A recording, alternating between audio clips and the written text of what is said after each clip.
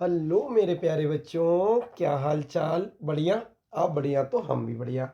मेरे my dear students, आज आप जो ड्राइंग का पेपर दे के आके आपने जो धमाल किया है ना बच्चों, दिल खुश कर दिया है बेटा। अब इसी प्रकार का धमाल आप कल के पेपर में भी कर दें बेटा। कल है सामाजिक विज्ञान का 7 मार्च को। तो आप कल के पेपर में लास्ट पेपर है बेटा, अच्छा सा धमाल कर दें। जितनी वीडियो मैं भेज रहा हूँ बेटा, सभी वीडियो को अच्छे से पढ़ के जाएं। आप यकीन मानना बेटा, कोई भी प्रश्न आपसे छूटने को नहीं है। जितनी भी बेटा कराई हैं, और बहुविकल्पीय प्रश्न की भी आप करके जाएं, OMR सीट वाली। ठीक है, और MCQ जो कराए हैं। तो आज की वीडियो में मेरे प्यारे बच्चों, जितनी भी वीडियो में आज बेटा मैंने जितनी भी वीडियो आपको भेजी हैं, सामाजिक विज्ञान पेपर से संबंधित जितनी भी वीडियो भेजी हैं, उन सभी को आप अच्छे से तैयार करके जाएंगे, जिससे कोई भी प्रश्न ऐसा ना रह जाए जो आपका छूट जाए। और आएगा बेटा, वीडियो से ही भरोसा रखिए आप। ठीक है, आज की वीडियो में मेरे प्यारे बच्चों हम सीखेंगे नागरिक शास्त्र के महत्वपूर्ण प्रश्न। कौन से शास्त्र के बेटा? नागरिक शास्त्र के कुछ महत्वपूर्ण प्रश्न। तो चलिए मेरे प्यारे बच्चों, शुरू करते हैं बिना देरी किए आज की क्लास।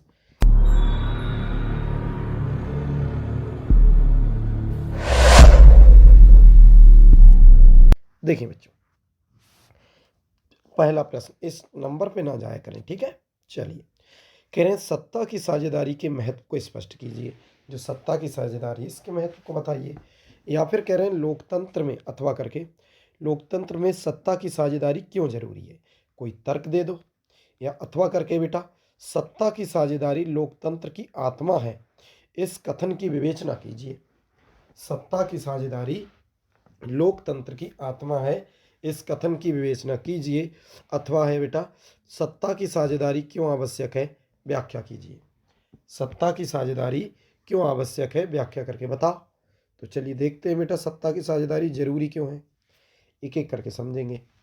कह रहे हैं लंबे समय से यही मान्यता चली आ रही है, बहुत पहले से बेटा, क्या कि सरकार की सारी शक्तियां एक व्यक्ति या किसी खास स्थान पर रहने वाले व्यक्ति के समूह के हाथ में रहनी चाहिए। क्या कह रहे हैं? कह रहे हैं कि जितनी भी शक्ति होती है ना, पावर जिसे हम कहते हैं, वो किसी एक ही हाथ में रहना चाहिए और एक ही स्थान पर रहना चाहिए। अगर फैसले लेने की शक्ति बिखर गई तो तुरंत फैसला लेना और उन्हें लागू करना संभव नहीं होगा। कह रहे हैं अगर सत्ता की शक्ति, ये शक्ति अगर बिखर गई, कई हाथों में दे दी, तो तुरंत किसी चीज़ का फैसला नहीं लिया जाएगा। लेकिन लोकतंत्र का यही एक बुनियादी सिद्धांत है कि जनता सारी राजनीतिक शक्ति का स्रोत है। तो लोकतांत्रिक की सबसे अच्छी बात क्या है कि जो जनता है वह सभी राजनीतिक का क्या है, एक स्रोत है। इसमें लोग स्वशासन की संस्थाओं के माध्यम से अपना शासन चलाते हैं। लोग किससे बेटा चलाते हैं? इसमें लोग स्वशासन की संस्थाओं के माध्यम से अपना शासन चलाते हैं। एक अच्छे लोकतांत्रिक शासन में समाज के विभिन्न समूहों और उनके विचारों को उचित सम्मान दिया जाता है। एक अच्छे लोकतांत्रिक जो शासन होता है बेटा, उसमें समाज के जो विभिन्न समूह होते हैं, उनके विचारों को एक उचित सम्मान दिया जाता है, और सार्वजनिक नीतियों तय करने में सबकी बातें शामिल होती हैं। इसलिए उसी अगली देखते हैं बेटा, इसलिए उसी लोकतांत्रिक शासन को अच्छा माना जाता है जिसमें ज़्यादा से ज़्यादा नागरिकों को राजनीतिक सत्ता में हिस्सेदार बनाया जाता है। बेटा, उसे सबसे अच्छा माना जाता है जिसे राजनीतिक सत्ता में क्या बनाया जाए, हिस्सेदार बनाया जाता है। चलिए बच्चों, अगले बढ़ते हैं। अगला प्रश्न देखते हैं बेटा, बहुत अच्छा सा प्रश्न है। क्या है? कह रहे हैं संघवाद क्या है, इसकी प्रमुख विशेषताएं लिखिए। संघवाद क्या है, इसकी प्रमुख विशेषताएं लिखिए। तो उत्तर में कह रहे हैं संघीय शासन व्यवस्था के अंतर्गत सर्वोच्च सत्ता केंद्रीय प्राधिकार। अब देखो अगले क्या कह रहे हैं, और उसकी विभिन्न आनुषंगिक इकाइयों के मध्य विभक्त होती है। प्रायः संघीय व्यवस्था में दो स्तरीय सरकारें होती हैं। ध्यान दें बेटा, संघीय व्यवस्था में कितने, तो दो स्तरीय सरकारें होती हैं।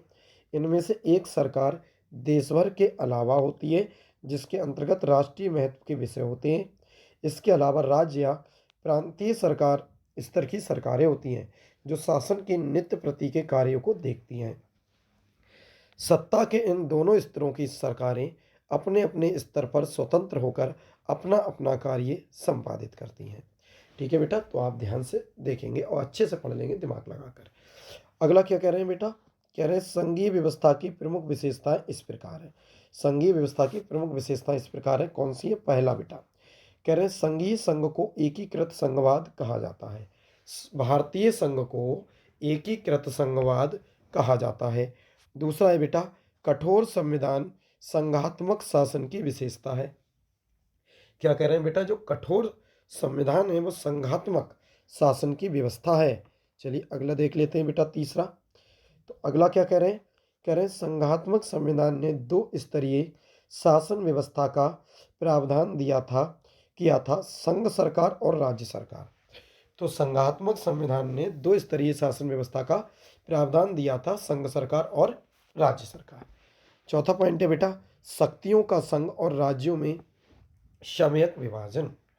अगला है बेटा पांचवा, कह रहे हैं संघात्मक शासन में संघ और राज्य दोनों की न्यायपालिका एक ही होती है।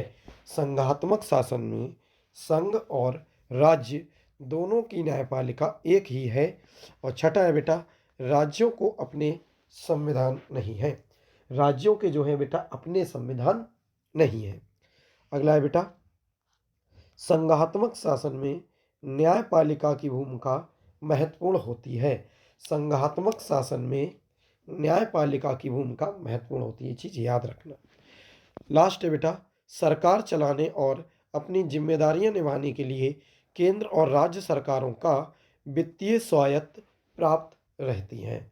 तो इन चीज़ों को मेरे प्यारे बच्चों बहुत ही ध्यान से आपको देखना पड़ेंगे और जो मैं पढ़ के बता रहा हूँ इन्हें आप ध्यान से सुने और एक एक वीडियो को बेटा 3-3 4-4 बार देखें, जिससे आपको अच्छे से बेटा वो याद हो जाए। ठीक है, चलिए बच्चों देखते हैं बेटा अगले।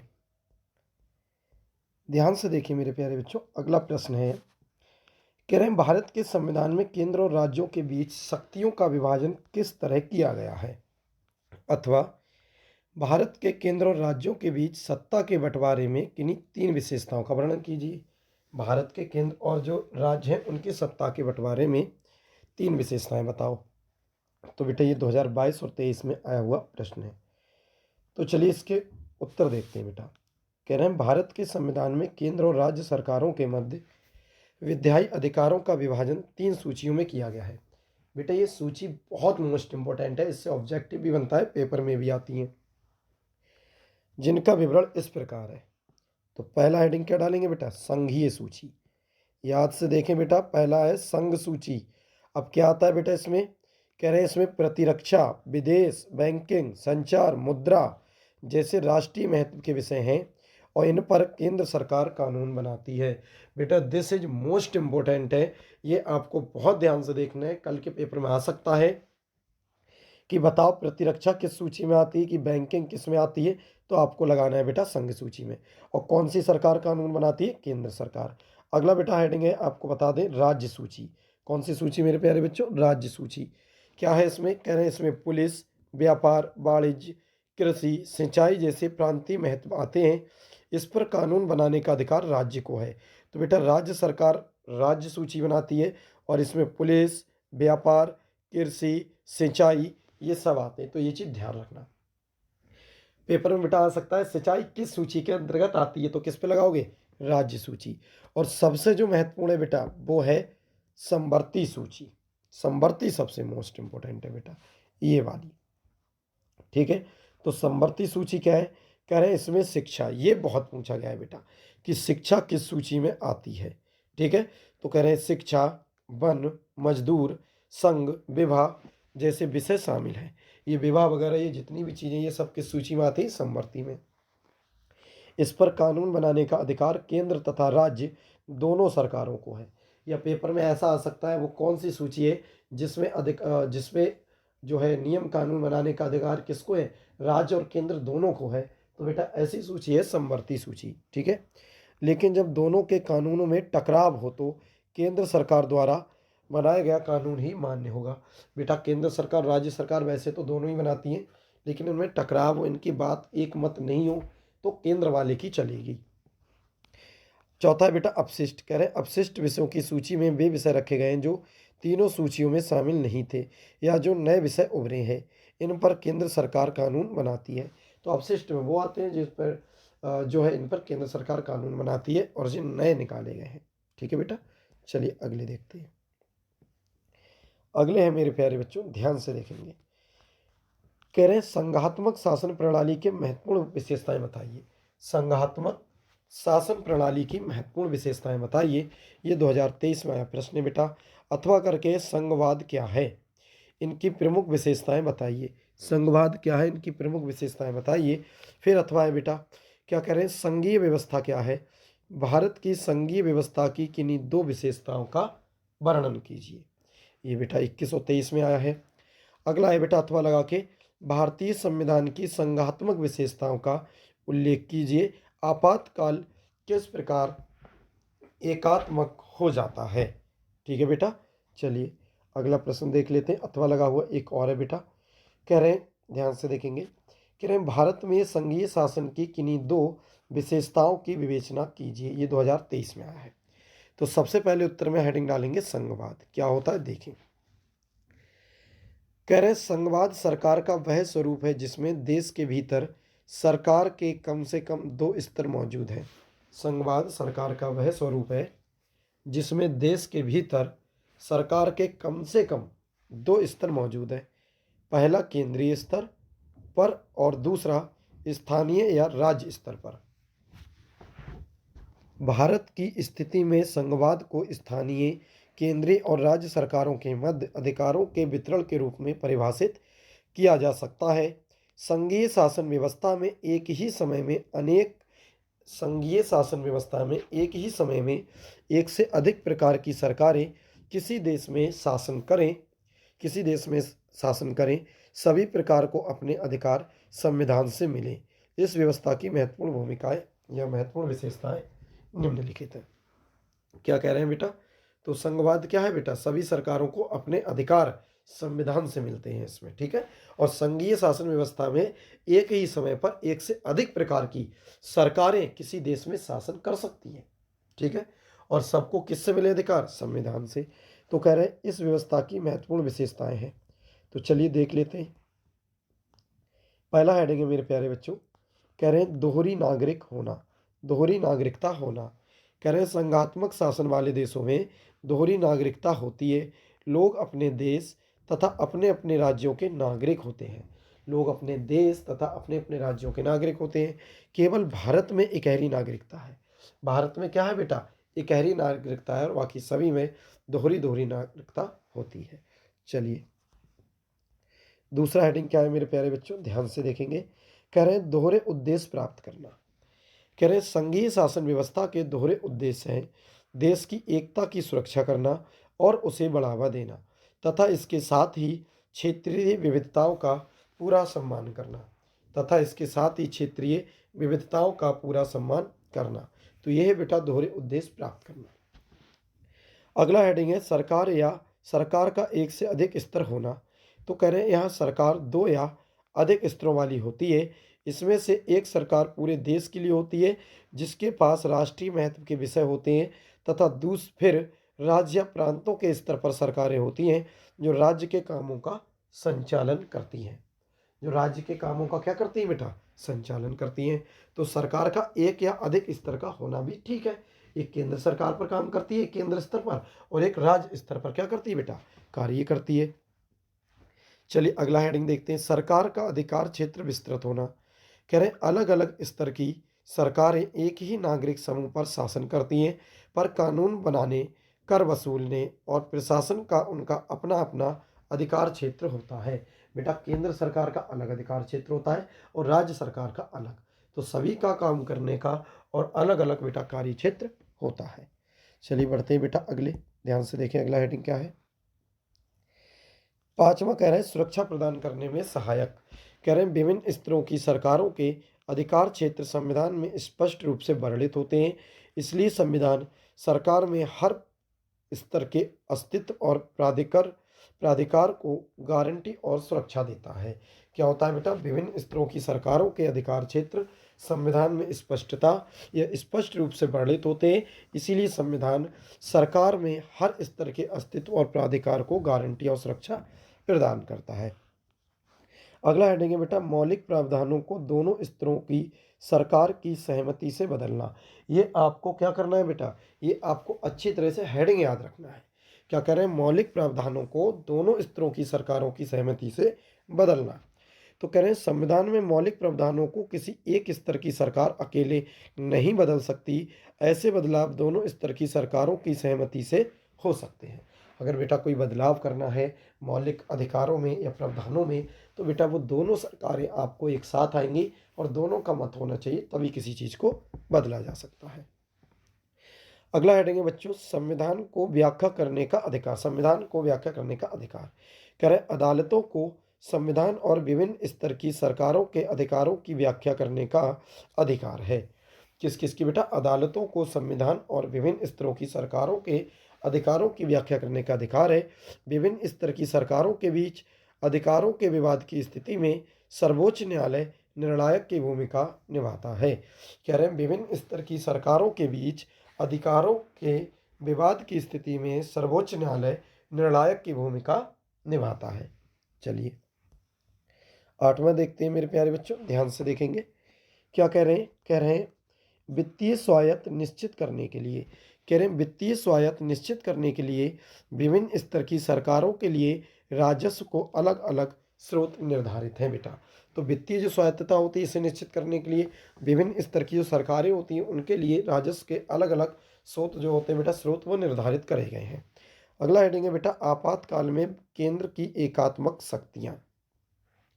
कह रहे आपातकाल में संघ की कार्यपालिका शक्ति राजाओं को उस बात का निर्देश देने तक विस्तृत होती जाती है कि राज्यों की कार्यपालिका शक्ति केंद्रीय कार्यपालिका शक्ति के अधीन कार्य करती है। आपात की उस उद्घोषणा के परिवर्तन के समय संसद को राज्य की सूची में शामिल किसी विषय पर विधि बनाने की शक्ति प्राप्त हो जाती है। इस अवधि में राज्य विधानमंडल राज्य सूची के विषयों पर कानून बना सकते हैं, किंतु वे संसद द्वारा पारित विधियों के अधीन होती हैं। तो माय डियर स्टूडेंट्स, आपातकाल में केंद्र की एकात्मक शक्तियाँ क्या हैं, तो इसे आप अच्छी तरह से बेटा पढ़ लेंगे और आप यकीन मानना कोई भी प्रश्न आपका गलत नहीं होने वाला है।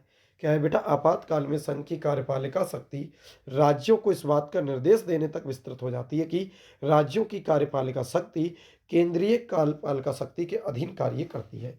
तो आपातकाल में क्या होता है बेटा कि राज्य को जो काम करना पड़ता है वो केंद्र के अधीन करना पड़ता है, और आपात की उद्घोषणा के प्रवर्तक के समय संसद को राज्य की सूची में शामिल किसी भी विषय पर विधि बनाने की शक्ति प्राप्त हो जाती है। इस अवधि में राज्य विधानमंडल राज्य सूची के विषयों पर कानून बना सकते हैं, किंतु वे संसद के अधीन ही हो, उससे बाहर ना हो। चलिए बढ़ते हैं बेटा अगले प्रश्न की तरफ, और ये बहुत ही मोस्ट इंपॉर्टेंट बेटा प्रश्न है। क्या है, कह रहे हैं विकेंद्रीकरण क्या है, इसके लिए भारतीय संविधान में क्या व्यवस्था की गई है, किन्हीं चार का उल्लेख कीजिए। कह रहे हैं विकेंद्रीकरण क्या है, इसके लिए भारतीय संविधान में क्या व्यवस्था की गई है, किन्हीं चार का उल्लेख कीजिए। अगला है बेटा, कह रहे हैं भारत में राजनीतिक सत्ता के विकेंद्रीकरण के पीछे बुनियादी सोच क्या थी, इसका स्वरूप क्या था। तो ये भी बेटा मोस्ट इम्पोर्टेंट है। अथवा करके भारत में राजनीतिक क्षमता के विकेंद्रीकरण के पीछे क्या मूल सोच थी। भारत में राजनीतिक क्षमता के विकेंद्रीकरण के पीछे क्या मूल सोच थी। तो चलिए विकेंद्रीकरण को बेटा अच्छे से जानते हैं। तो कह क्या रहे हैं, ये कह रहे हैं जब केंद्र और राज्य सरकार से शक्तियां लेकर स्थानीय सरकारों को दी जाती हैं तो इसे सत्ता का विकेंद्रीकरण कहते हैं। इसमें घबराना नहीं है आपको। जब केंद्र और राज्य सरकारों से शक्तियां लेकर स्थानीय सरकारों को दी जाती हैं तो इसे सत्ता का विकेंद्रीकरण कहते हैं। विकेंद्रीकरण के पीछे आधारभूत सोच यह है कि अनेक मुद्दों पर समस्याओं का समाधान स्थानीय स्तर पर ही बढ़िया ढंग से हो सकता है। अनेक मुद्दों पर समस्याओं का जो समाधान है वो स्थानीय स्तर पर बढ़िया ढंग से हो सकता है। फिर कह रहे हैं लोगों को अपने क्षेत्र की समस्याओं की अच्छी समझ होती है। जो लोगों को दे दी जाती है बेटा, प्रधान होते हैं, बीडीसी मेंबर होते हैं, इन लोगों को अपने क्षेत्र की क्या होती है, अच्छी समझ होती है। विकेंद्रीकरण की आवश्यकता हमारे संविधान में भी स्वीकार की गई है। ठीक है, इसके बाद से गांव और शहर के स्तर पर सत्ता के विकेंद्रीकरण की कई कोशिशें हुई हैं। सभी राज्यों में गांव के स्तर पर ग्राम पंचायतों और शहरों में नगर पालिका की स्थापना की गई थी। किसमें बेटा? सभी राज्यों में गांव के स्तर पर ग्राम पंचायतों और शहरों में नगर पालिका की स्थापना की गई है, लेकिन इन्हें राज्य सरकारों के सीधे नियंत्रण में रखा गया था। लेकिन इन्हें कहाँ रखा गया था बेटा? सीधे राज्य सरकारों के नियंत्रण में रखा गया था। नियंत्रण में इस स्थानीय सरकारों के लिए नियमित ढंग से चुनाव नहीं कराए जाते थे। चलिए बेटा आगे बढ़ते। नहीं कराए जाते थे। फिर कह रहे हैं इनके पास ना तो अपना कोई अधिकार था और ना संसाधन। इस तरह प्रभावी ढंग से सत्ता का विकेंद्रीकरण नाम मात्र ही हो पाया था। तो मेरे प्यारे बच्चों, जिस प्रकार से मैंने इसे आपको समझाया है, इसे अच्छी तरह से आप समझना और आप देखना, आपसे ये छूटने को नहीं है। तो पहला हेडिंग डालेंगे, चुनाव कराना संवैधानिक बाध्यता बन गया। चुनाव कराना क्या बन गया बेटा? संवैधानिक बाध्यता बन गया। तो चलिए देखते हैं। कह रहे हैं 1992 में वास्तविक विकेंद्रीकरण की दिशा में एक बड़ा कदम उठाया गया। संविधान में संशोधन करके लोकतांत्रिक शासन व्यवस्था के इस तीसरे स्तर को अधिक शक्तिशाली और प्रभावी बनाया गया। इस तीसरे स्तर को कैसा बनाया गया बेटा? अधिक शक्तिशाली और प्रभावी बनाया गया। अब स्थानीय स्वशासी निकायों के चुनाव नियमित रूप से कराना संवैधानिक बाध्यता है। अब स्थानीय स्वशासी निकायों के चुनाव नियमित रूप से कराना क्या है? संवैधानिक बाध्यता है। चलिए देखते हैं मेरे प्यारे बच्चों, अगले ध्यान से देखेंगे। एक एक प्रश्न को बेटा अच्छे से समझते चलना, एक भी आपसे बचने को नहीं है, ये चीज ध्यान। चलिए बेटा देखते हैं दूसरा जो हेडिंग है मेरे प्यारे बच्चों, ध्यान से देखेंगे माय डियर स्टूडेंट्स। दूसरा जो हेडिंग है, चलिए इसे थोड़ा सा जूम कर लेते हैं। देखें, हेडिंग है बेटा महिलाओं के लिए सीटें आरक्षित होना। तो क्या कह रहे हैं? निर्वाचित स्वशासी निकायों के सदस्य तथा पदाधिकारियों के पदों में अनुसूचित जातियों, अनुसूचित जनजातियों और पिछड़ी जातियों के लिए सीटें आरक्षित हैं। तो बेटा ये सभी संविधान में तय कर दिया गया है कि अनुसूचित जातियों, अनुसूचित जनजातियों और पिछड़ी जातियों के लिए सीटें आरक्षित हैं। निकायों में कम से कम 1/3 पद महिलाओं के लिए आरक्षित हों। तो बेटा महिलाओं के लिए भी पद कैसे हों? आरक्षित हों। चलिए बेटा अगले देख लेते हैं। राज्य चुनाव आयोग का गठन किया गया। कह रहे हैं प्रत्येक राज्य में पंचायत और नगर पालिका चुनाव कराने के लिए राज्य चुनाव आयोग नामक स्वतंत्र संस्था का गठन किया गया। बेटा एक संस्था बनाई गई थी जो क्या कराती है? राज्य चुनाव कराती है। तो क्या कह रहे हैं? कह रहे हैं प्रत्येक राज्य में पंचायत और नगर पालिका दोनों के बेटा चुनाव कराने के लिए राज्य चुनाव आयोग नामक स्वतंत्र संस्था का गठन किया गया और राज्य सरकारों को अपने राजस्व और अधिकारों का कुछ हिस्सा इन स्थानीय स्वशासी निकायों को देना पड़ता है। कह रहे हैं बेटा राज्य सरकारों को अपने राजस्व और अधिकारों का कुछ हिस्सा इन स्थानीय स्वशासी निकायों को देना पड़ता है। सत्ता में भागीदारी की प्रकृति प्रत्येक राज्य में पृथक पृथक है। सत्ता में भागीदारी की प्रकृति प्रत्येक राज्य में पृथक पृथक है, यानी कि अलग अलग है। तो बताओ मेरे प्यारे बच्चों, राज्य चुनाव आयोग का गठन हुआ तो नहीं हुआ था? राज्य चुनाव, पंचायत चुनाव सभी कराने के लिए। चलिए अगले देखते हैं बच्चों, अगला हेडिंग। अगला हेडिंग क्या है बच्चों? ये पढ़ना है, केवल पढ़ना है, समझना है, हेडिंग याद करना है, रटना नहीं है, क्योंकि रट तो पाओगे ही नहीं। ठीक है, तो अगला है बेटा गांव में ग्राम पंचायत का निर्माण।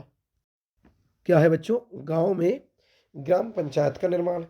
कह रहे हैं ग्राम स्तर पर विद्यमान स्थानीय स्वशासन व्यवस्था को पंचायती राज के नाम से जाना जाता है। स्वशासन व्यवस्था को पंचायती राज के नाम से जाना जाता है। प्रत्येक गांव में एक ग्राम पंचायत होती है।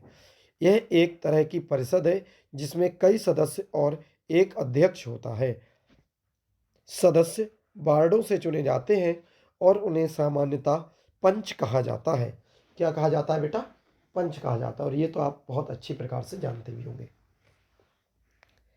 अध्यक्ष को प्रधान या सरपंच कहा जाता है। इसका चुनाव गांव तथा अथवा वार्ड में रहने वाले सभी वयस्क लोग मतदान के जरिए से करते हैं। यह पूरे पंचायत के लिए फैसला लेने वाली संस्था है। पूरे पंचायत के लिए क्या है बेटा? फैसला लेने वाली संस्था है। पंचायतों का काम ग्राम सभा की देखरेख में चलता है। गांव के सभी मतदाता इसके सदस्य होते हैं।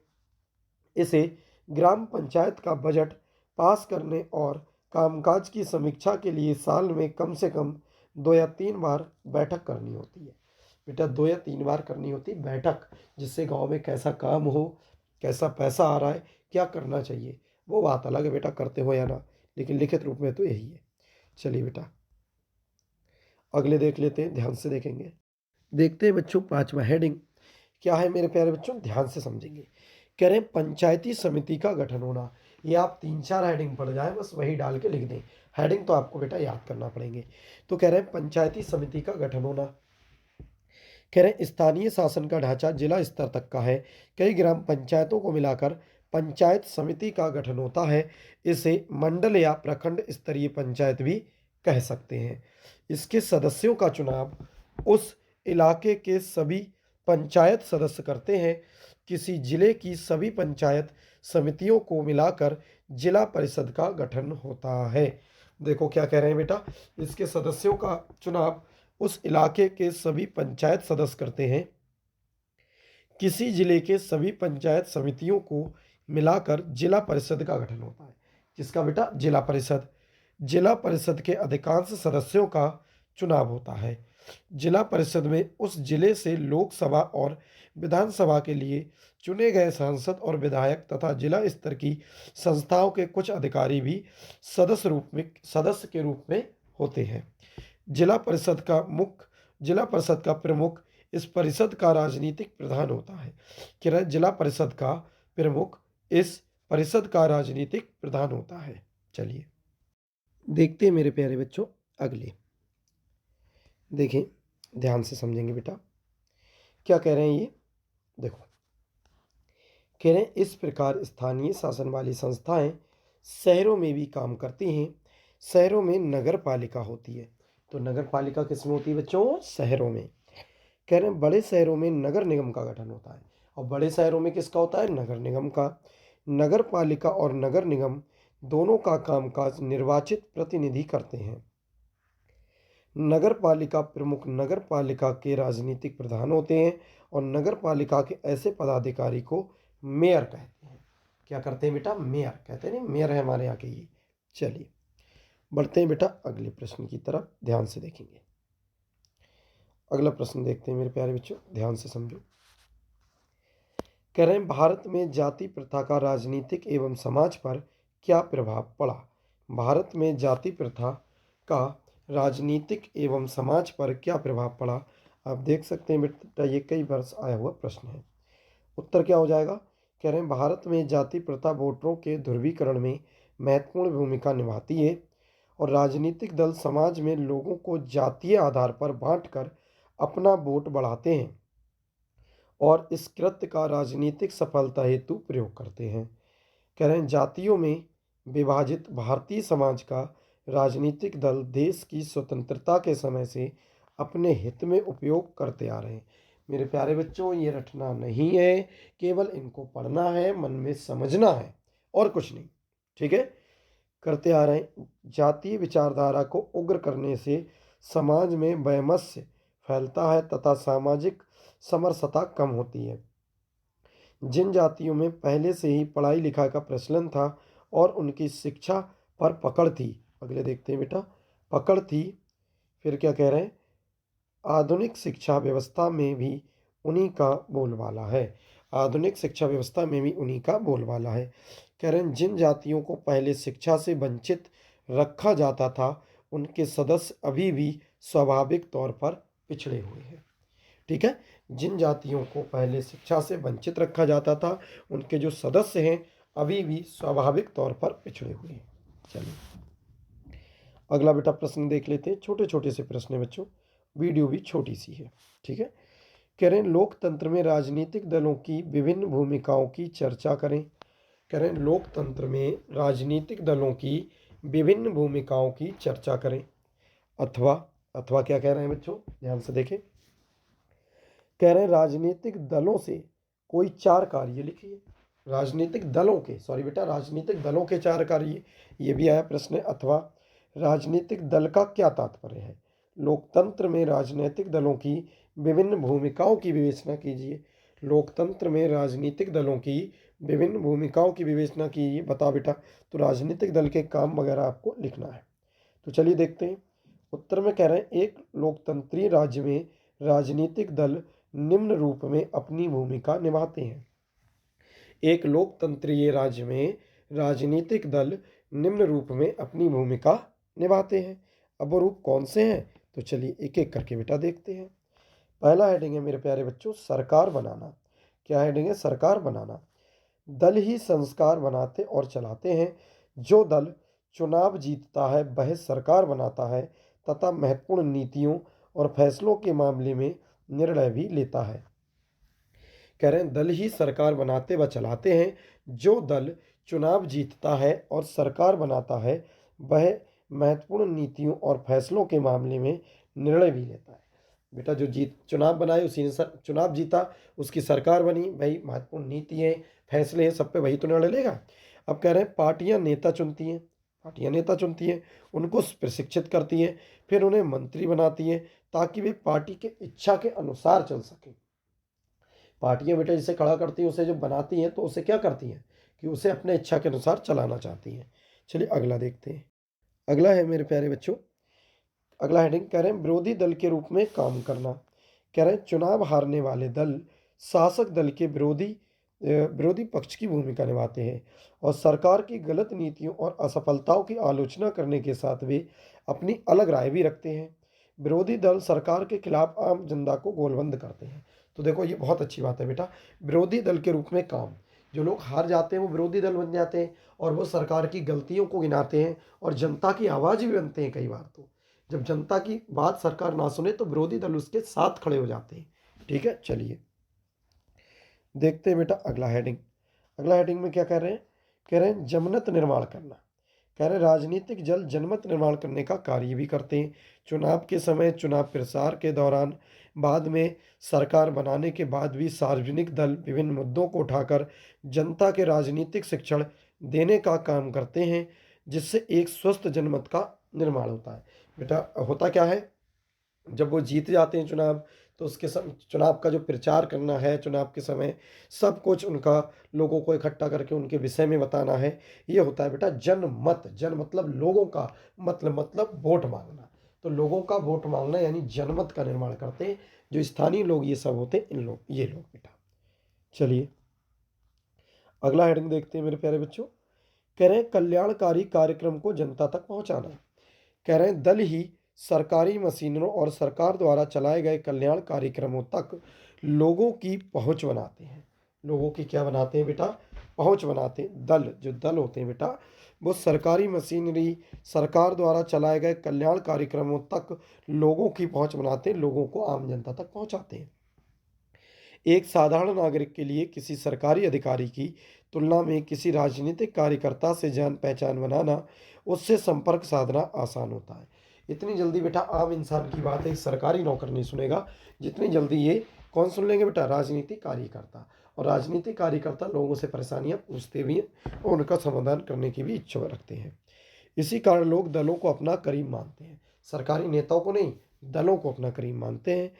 दलों को भी लोगों की मांगों को ध्यान में रखना होता है, और जो दल होते हैं ये भी बेटा लोगों की जो मांगें होती हैं उन्हें ध्यान में रखते हैं, वरना जनता अगले चुनाव में उन्हें हरा देगी। तो जो जनता कह रही है उनकी बातों को ध्यान में तो रखना होगा, वरना जनता जो अगली बार वोट ही नहीं देगी और बस हो गया काम। ठीक है, चलिए तो इसे बस कहानी की तरह आपको बेटा याद करना है। अगला प्रश्न देखते हैं बेटा, अच्छा प्रश्न है। कह रहे हैं, लोकतंत्र के प्रमुख गुणों का वर्णन कीजिए। किसके बेटा? लोकतंत्र के प्रमुख गुणों का वर्णन कीजिए। या अथवा करके क्या है बेटा? लोकतांत्रिक शासन प्रणाली के 3 लाभ लिखिए। लोकतांत्रिक शासन प्रणाली के लाभ है बेटा 3 लिखिए। तो ये देखिए 2020 और 22 में आया हुआ बेटा ये प्रश्न है। क्या कह रहे हैं उत्तर? कह रहे हैं, वर्तमान विश्व में लोकतांत्रिक शासन अत्यधिक लोकप्रिय है। J.S. मिल, मैजनी, लॉर्ड ब्राइस जैसे विचारकों ने लोकतंत्र की विचारधारा का प्रबल समर्थन किया है। लोकतंत्र के प्रमुख गुण इस प्रकार हैं। तो मेरे प्यारे बच्चों, कह रहे हैं वर्तमान विश्व में लोकतंत्रीय शासन अत्यधिक लोकप्रिय है। J.S. मिल, मैजनी, लॉर्ड ब्राइड जैसे विचारकों ने लोकतंत्र की विचारधाराओं का समर्थन किया था और लोकतंत्र के प्रमुख गुण इस प्रकार हैं। देख लेते हैं बेटा गुण क्या है। तो पहला हेडिंग है बेटा, हेडिंग डाल डाल कर ही करना, सबसे ज़्यादा नंबर आपको मिलेंगे। क्या है बेटा? देशभक्ति की भावना। कह रहे हैं ये शासन व्यवस्था लोगों में देशभक्ति की भावना बढ़ाती है। लोग देश को अपना देश समझते हैं। लोग देश को अपना देश समझते हैं और इसके लिए बड़े से बड़ा बलिदान देने को तैयार हो जाते हैं। लोग देश को अपना देश समझते हैं और इसके लिए बड़े से बड़ा बलिदान देने को तैयार हो जाते हैं। चलिए बेटा दूसरा देख लेते हैं। तो दूसरा क्या कह रहे हैं? राष्ट्रीय चरित्र का निर्माण। कह रहे हैं बेटा किसी भी देश की उन्नति तथा अवनति उस देश के लोगों के चरित्र पर निर्भर करती है। किसी देश की उन्नति होने वाली है, अवनति होने वाली है, तो ये चीज़ बेटा उस देश के लोगों के चरित्र पर निर्भर करती है। लोकतंत्र नागरिकों में राष्ट्रीय चरित्र के गुण पैदा कर देता है। जो बेटा लोकतंत्र होता है वो नागरिकों में क्या कर देता है? राष्ट्रीय चरित्र के गुण पैदा कर देता है। ठीक है, चलिए अगला देखते हैं मेरे प्यारे बच्चों। प्रगतिशील सरकार। कह रहे हैं लोकतंत्र प्रगतिशील सरकार है। इसमें राजनीतिक, आर्थिक, सामाजिक, सांस्कृतिक सुधार किए जाते हैं। जनता के प्रतिनिधि इस बात का प्रयास करते हैं कि शासन में अधिक से अधिक सुधार किए जाएं, जिससे राजनीतिक और सामाजिक बुराइयों को दूर किया जा सके। क्या किया जाए बेटा? प्रतिनिधि इस बात का प्रयास करते हैं कि शासन में अधिक से अधिक सुधार किए जाए और जिससे क्या हो, राजनीतिक और सामाजिक जो बुराइयां हैं उन्हें दूर किया जा सके। ठीक है, चलिए अगला देखते हैं मेरे प्यारे बच्चों। चौथा अगला हेडिंग है बेटा नागरिकों को राजनीतिक शिक्षा। नागरिकों को राजनीतिक शिक्षा। बेटा जितने भी प्रश्न है ना, इसकी सभी हेडिंग को आप याद करें और ये देखें उस हेडिंग में बात कही क्या गई है, और जो ध्यान रहे बेटा वही सुबह आपको लिख देना है, आपके नंबर पूरे आ जाएंगे। ठीक है बच्चों, चलिए तो चौथा क्या कह रहे हैं? नागरिकों को राजनीतिक शिक्षा। कह रहे हैं लोकतंत्र सरकार चुनाव की सरकार है। जनता चुनाव में भाग लेकर अपने प्रतिनिधियों को चुनती है तथा शासन में प्रत्यक्ष अथवा अप्रत्यक्ष रूप से भाग लेती है। इन कार्यों से जनता को राजनीतिक शिक्षा मिलती है। जनता जो होती है बेटा किसे चुनती है? अपने प्रतिनिधि को चुनती है। इससे वो प्रत्यक्ष और अप्रत्यक्ष रूप से क्या सीख रही है? राजनीति सीख रही है, उसकी शिक्षा ले रही है। कौन? जनता। अगला हेडिंग देखते हैं बेटा, क्रांति की आशंका का भाव। कह रहे हैं लोकतंत्र में सरकार को बदलना बड़ा आसान है। वोट द्वारा किसी वोट द्वारा बिना किसी खून खराबे के सरकार को बदला जा सकता है। देखो वोट डालो, सरकार बदलना हो वोट डालो अपनी मर्जी से और सरकार बदल जाएगी। ना लड़ाई, ना झगड़ा, ना खून खराबा, सरकार चेंज हो जाएगी सिर्फ वोट से। सरकार को बदलने के लिए किसी तरह की क्रांति अथवा विद्रोह करने की आवश्यकता नहीं पड़ती। जनता जो चाहे उसे चुन सकती है। चलिए बेटा अगले देख लेते हैं मेरे प्यारे बच्चों। क्या है प्रश्न? कह रहे हैं लोकतंत्र किस तरह उत्तरदायी, जिम्मेदार और वैध सरकार का गठन करता है। लोकतंत्र किस तरह उत्तरदायी, जिम्मेदार और वैध सरकार का गठन करता है? 2020-2022 में आया हुआ बेटा ये प्रश्न है। तो उत्तर क्या कह रहे हैं? लोकतांत्रिक शासन व्यवस्था उत्तरदायी और वैध शासन का गठन करती है। निम्नलिखित तत्वों से इसे समझा जा सकता है। निम्नलिखित तत्वों से इसे क्या हो सकता है बेटा? समझा जा सकता है। तो चलिए पहला हेडिंग क्या डालेंगे? सूचना का अधिकार। क्या डालेंगे बेटा? सूचना का अधिकार। कह रहे हैं लोकतांत्रिक देशों में नागरिकों को सरकार तथा उसके कामकाज के बारे में जानकारी पाने का अधिकार प्राप्त है। कह रहे हैं लोकतांत्रिक देशों में नागरिकों को सरकार तथा उसके कामकाज के बारे में जानकारी पाने का अधिकार है। वो सरकार के विषय में भी जानना चाहेगा और जितने कामकाज हो रहे हैं उसका भी अधिकार है बेटा। फिर कह रहे हैं यदि कोई नागरिक ये जानना चाहे कि फैसले लेने में नियमों का पालन हुआ है या नहीं, तो वह इसका पता कर सकता है। बेटा आपके गांव में कितना काम हुआ है क्या नहीं, इसका आप पता लगा सकते हैं। यह उन न सिर्फ जानने का अधिकार है बल्कि उसके पास इसके साधन भी उपलब्ध है। ठीक है बेटा, चलिए अगले देखते हैं दूसरा हेडिंग बेटा। क्या कह रहे हैं दूसरे में? कह रहे हैं स्वतंत्र और निष्पक्ष चुनाव। कह रहे हैं सभी लोकतांत्रिक देशों में एक निश्चित अवधि के बाद चुनाव कराए जाते हैं। एक निश्चित अवधि के बाद क्या कराए जाते हैं बेटा? चुनाव कराए जाते हैं मेरे प्यारे बच्चों। ये चुनाव निष्पक्ष होते हैं। सभी दल स्वतंत्र रूप से अपने उम्मीदवारों को खड़ा करते हैं और मतदाता अपनी इच्छा अनुसार किसी को भी चुन सकते हैं। यानी वोट डालने वाले। ये प्रतिनिधि जनता के प्रति उत्तरदायी होते हैं और जनता की इच्छा पर्यंत अपने पद पर बने रहते हैं। अगर जनता की इच्छा है तो बेटा कितने भी साल तक आप नेता बने रहोगे, और जनता की इच्छा नहीं है तो जनता अगले इलेक्शन में आपको आसानी से गिरा सकती है। चलिए बेटा तीसरा देखते हैं, ध्यान से देखेंगे। कह रहे कानूनों पर खुली चर्चा। लोकतांत्रिक देशों में सरकार जो भी कानून बनाती है वह एक लंबी प्रक्रिया के बाद बनता है। उस पर पूरी बहस तथा विचार विमर्श किया जाता है, फिर उसे जनता के समक्ष रखा जाता है। इसलिए इस बात की संभावना होती है कि लोग उसके फैसलों को मानेंगे, वे ज़्यादा प्रभावी होंगे। क्या कह रहे हैं बेटा? लोकतांत्रिक देशों में सरकारें जो भी कानून बनाती हैं वह एक लंबी प्रक्रिया के बाद बनता है, उस पर पूरी बहस तथा विचार विमर्श किया जाता है, फिर उसे जनता के समक्ष भी रखते हैं। इसलिए बात की संभावना होती है उनके फैसले मानेंगे और वे प्रभावी होंगे। चलिए अगले देखते हैं बेटा, अगले क्या कह रहे हैं, ध्यान से देखेंगे। तो अगले कह रहे हैं बच्चों, लोकतांत्रिक व्यवस्था में एक ऐसी साकार सरकार का गठन होता है। लोकतांत्रिक व्यवस्था में एक ऐसी सरकार का गठन होता है जो नियम और कानून को मानती है और लोगों के प्रति उत्तरदायी होती है। जो नियमों और कानून को मानती है और लोगों के प्रति उत्तरदायी होती है। लोकतांत्रिक सरकार नागरिकों को निर्णय प्रक्रिया में हिस्सेदार बनाने और खुद को उनके प्रति जवाबदेह बनाने वाली कार्यविधि भी विकसित कर लेती है। क्या कह रहे हैं बेटा? लोकतांत्रिक व्यवस्था में एक ऐसी सरकार का गठन होता है जो नियम और कानून को मानती है और लोगों के प्रति उत्तरदायी होती है। लोकतांत्रिक सरकार नागरिकों को निर्णय प्रक्रिया में हिस्सेदार बनाने और खुद को उनके प्रति जवाबदेह बनाने वाली कार्यविधि भी विकसित करती है। इस प्रकार लोकतांत्रिक शासन व्यवस्था निश्चित रूप से अन्य शासनों से बेहतर है। यह वैध शासन व्यवस्था है, इसलिए पूरी दुनिया में लोकतंत्र के विचार के प्रति समर्थन का भाव है। तो मेरे प्यारे बच्चों, इस वीडियो में हमने देखा था नागरिक शास्त्र के बहुत ही मोस्ट इम्पोर्टेंट प्रश्न जो आपके पेपर में आने की प्रबल संभावना है। तो इस वीडियो में बेटा जितने भी प्रश्न मैंने कराए हैं उन्हें आप बहुत ही अच्छी तरह से पढ़ के जाएं। 2-3 बार बेटा वीडियो देख लें, अभी पूरी रात बाकी है, अच्छे से इसे पढ़ें, हेडिंग को लिख कर याद कर लें और उसके अंदर क्या है वो समझ लें। सुबह जाके बेटा पेपर में पूरा की पूरा आप छाप देंगे, ये मुझे पूरा भरोसा है। तो चलिए मेरे प्यारे बच्चों, पढ़ते रहिए, स्वस्थ रहिए, मस्त रहिए। मिलते हैं किसी नेक्स्ट वीडियो में, तब तक के लिए थैंक्स फॉर वॉचिंग। जय हिंद, जय भारत।